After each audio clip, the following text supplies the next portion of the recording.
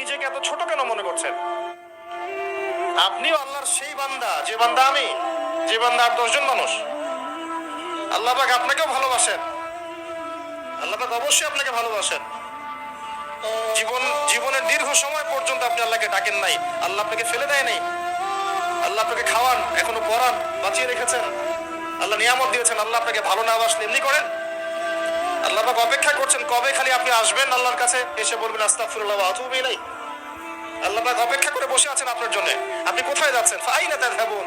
আল্লাহ পাক বলেছেন ফাআইনা তাযহাবুন, কোথায় যাচ্ছ তোমরা? কোথায় যাচ্ছেন? টাকার পিছনে, শিশু সন্তান, ভোগ বিলাসের পিছনে? আল্লাহ অপেক্ষা করছেন আপনার জন্য। আসেন, সিজদা করেন, ওয়াসজুদ ওয়াকতারিব, সিজদা করেন, নিকটবর্তী হন। আল্লাহ আপনার জন্য অপেক্ষা করছেন। যাবেন না আল্লাহর কাছে? আল্লাহ পাক সবাইকে আল্লাহর কাছে ফিরে আসার তৌফিক দান করুন।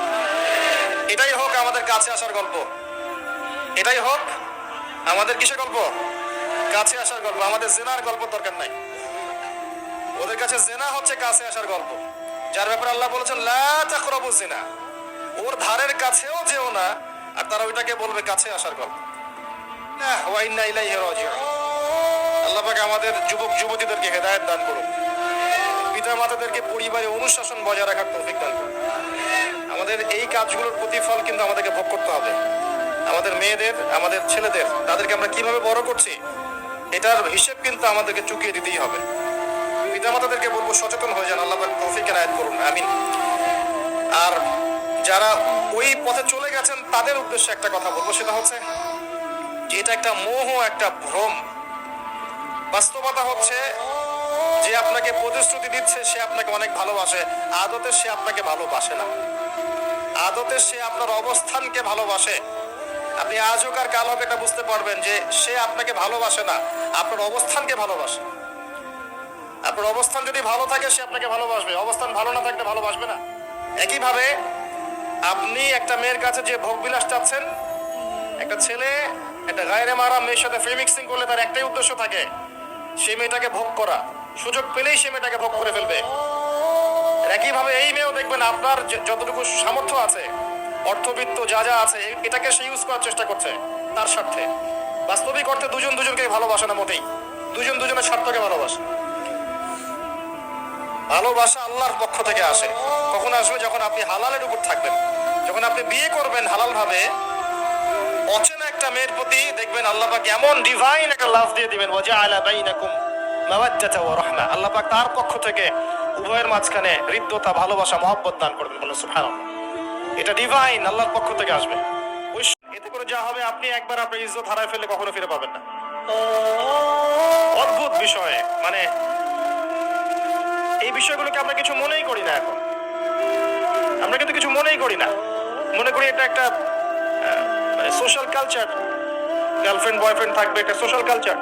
এভাবে যে কত ছেলে কত মেয়ে, লক্ষ লক্ষ কোটি কোটি নিত্যদিন জেনা করছে, আল্লাহ ভালো জানে। আল্লাহ পাক আমাদের যুব সমাজকে হেদায়েত করুন, আমি।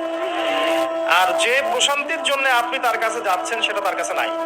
আছে কোরআনের কাছে, প্রশান্তি আছে নবীর সুন্নায়, প্রশান্তি আছে আল্লাহর জন্য সিজদায়। তার আল্লাহর জন্য আল্লাহকে স্মরণ করে আপনি কাঁদবেন, প্রশান্তি পাবেন।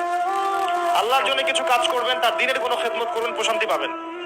আল্লাহর কোরআনের 10টা আয়াত মুখস্থ করেন, মনে এমন শান্তি আসবে যেটা আপনি কোথাও পাবেন না। আমি চ্যালেঞ্জ করে বলছি আপনাকে, আপনি আল্লাহর কিতাবের আজকে গিয়ে 5টা আয়াত মুখস্থ করেন, অর্থটা পড়বেন, কয়েকবার চর্চা করেন, মানুষের শোনান, আপনি মনে এমন একটা প্রশান্তি পাবেন যেটা পৃথিবীর কোনো জায়গায় পাবেন না। এখানে প্রশান্তি এত এত বেশি মাত্রা আসবে, যার খবর যদি ওই পশ্চিমারা জানতো তাহলে আমার কলিজা বোম মেরে উড়িয়ে দিত। কথা বুঝতে পারেন নাই? আল্লাহর পথে চললে যে প্রশান্তিটা পাওয়া যায়, এর খবর যদি ইসলামের শত্রুরা জানতো তাহলে মনের বোমা মারত। তারা জানে না কি প্রশান্তি এখানে পাওয়া যায়। আপনি যে প্রশান্তির জন্য এখানে যাচ্ছেন এটা ওখানে নাই। কোরআনের কাছে আছে, সিজদায় আছে, নামাজে আছে, তাহাজ্জুদে আছে, আল্লাহর জিকিরে আছে। আর নেককার স্ত্রীর কাছে আপনি প্রশান্তি পাবেন। এটা আল্লাহ আপনাকে গিফট দিয়েছেন। আদম আলাইহিস সালামকে আল্লাহ পাক দিয়েছেন না? তার একাকী বোধ হচ্ছিল জান্নাতে, আল্লাহ পাক সঙ্গিনী সৃষ্টি করেছেন। এখানে আপনি প্রশান্তি পাবেন, বাকিগুলো প্রশান্তির উৎস নয়। পরে দেখা যাবে ওখানে ছাকা খেয়েছে, খেয়ে তারপরে মাদক সেবন করবে, তারপরে মিউজিকের কাছে যাবে, তারপরে দেখবেন যে পতিতালয়ে যাচ্ছে, তারপরে গুন্ডামি করবে, জীবনটা উচ্ছৃঙ্খল হয়ে গেল। কেউ কেউ আত্মহত্যাও করবে। কারণ হচ্ছে ওই যে শুরুতে একটা মেয়ের সাথে প্রেম করে ছাকা খেয়েছে, ওখানে প্রশান্তি খুঁজেছে, শয়তান এদেরকে নিয়ে খেলেছে, একবারে দুজনের জীবন নষ্ট করে ফেলে। আদতে কি হলো, মুসলিম উম্মাহ থেকে দুইটা নক্ষত্র ঝরে গেল। হয়তো ওই যুবককে দিয়ে দিনের কোনো খেদমত হতো, এখন আর হলো না। হয়তো ওই যুবক তার যৌবনকালটা ইবাদত করে কাটাতে পারতো, আরো সে ছায়া পেতো, আর পেল না। শয়তান সাকসিড, শয়তান জিতে গেল। এই হচ্ছে বাস্তবতা। বাস্তবতা বোঝেন, আল্লাহর কাছে ফিরে আসেন, আল্লাহ আপনার অপেক্ষা করছেন। আসবেন না আল্লাহর কাছে? এটাই হোক আল্লাহর কাছে আমাদের কাছে আসার গল্প। আল্লাহ পাক আমাদেরকে তৌফিক দান করুন, আল্লাহুম্মা আমিন। নামাজটা ছাড়েন না, যত পাপ করছেন করেন, আমি বলি নামাজ ছাড়েন। একদিন নামাজই আপনাকে পাপ থেকে বের করে আনবে ইনশাআল্লাহ। শয়তান আপনাকে হতাশ করতে চাইবে, শয়তান আপনাকে হতাশ করতে চাইবে যে তুই তো গার্লফ্রেন্ডের সাথে কথা বললি, রাতের বেলা পর্ন দেখলি, তুই তো ফ্রি মিক্সিং এ আছিস, তুই মাদক দ্রব্য খাচ্ছিস, তুই কাজে ফাঁকি মারিস, তুই ট্যাক্স আদায় করিস নাই, দুর্নীতি করছিস, তুই আবার নামাজ পড়বি কেন? শয়তান আপনাকে এগুলো বোঝাবে কিন্তু, যে নামাজ তো আমার শোভা পায় না, আমি তো অনেক পাপী মানুষ। এই ধোকায় পা দিবেন না। আপনি নামাজ কন্টিনিউ করতে থাকেন, ইনশাআল্লাহ আল্লাহ পাক আপনাকে পাপ থেকে বের করে আনবেন ইনশাআল্লাহ। ওই নামাজটা যদি ছেড়ে দেন তাহলে আর কোনো হাতিয়ার বাকি থাকবে না। আর আপনি যত পাপ করেন না কেন, মায়ুস হবেন না, মন ছোট করবেন না। আপনার একটা সেজদা, যে সেজদা আপনি চোখের পানি ঢেলে দিয়েছেন আল্লাহর কাছে, যে আল্লাহ আমার ভুলগুলো তুমি মাফ করে দাও, আমার তওবা তুমি কবুল করো, ইনশাআল্লাহ দেখবেন ওই একটা সেজদা যদি কবুল হয়ে যায়, আল্লাহ পাক আপনার সব গুনাহ মাফ করে দিবেন ইনশাআল্লাহ। হতাশ হবেন না। শয়তান হতাশ করতে চাইবে মানুষকে, শয়তান মানুষকে হতাশ করতে চাইবে। এমনকি আপনার যদি পাহাড়ের ওই ঋণ শোধ করার ব্যবস্থা আল্লাহ পাক করে দিবেন ইনশাআল্লাহ। হতাশ হবেন না।